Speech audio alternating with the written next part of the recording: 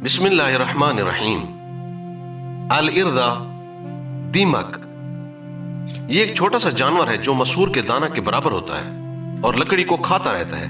इसको अस्सिरफा भी कहा जाता है। ये वो जमीन का कीड़ा है जिसका जिक्र अल्लाह ताला ने अपनी किताब कुरान मजीद में किया है।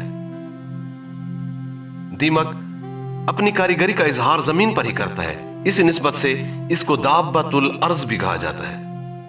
इमाम कज़वीनी रहमतुल्लाह अलैह ने अल अशकाल में लिखा है कि दीमक जब 1 साल का हो जाता है तो इसके 2 लंबे लंबे पर निकल आते हैं जिनसे वो उड़ने लगता है और इसे दाब्बतुल अर्ज यानी जमीन का कीड़ा भी कहा जाता है।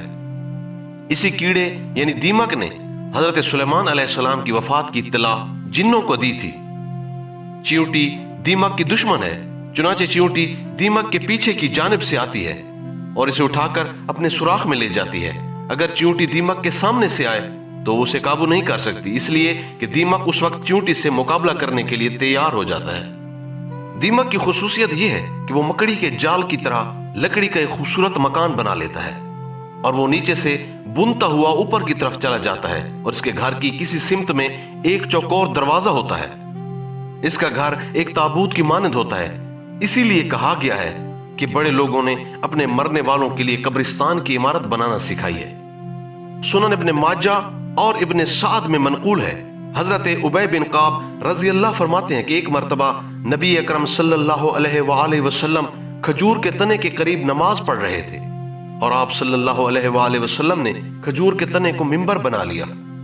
वो खजूर का तना आपसे इस कदर मोहब्बत करने लगा जिस तरह ऊँटनी अपने बच्चे से मोहब्बत और प्यार करती है। फिर आपने अपना दस्ते मुबारक उस खजूर के तने पर फेरा तो वो अपनी जगह ठहर गया। फिर जब वो खजूर का तना सजदागाह खत्म होने लगा और तब्दील होने लगा तो हजरत उबय बिन काब रजी अल्लाह ने उस तने को अपने घर ले जाकर महफूज कर लिया।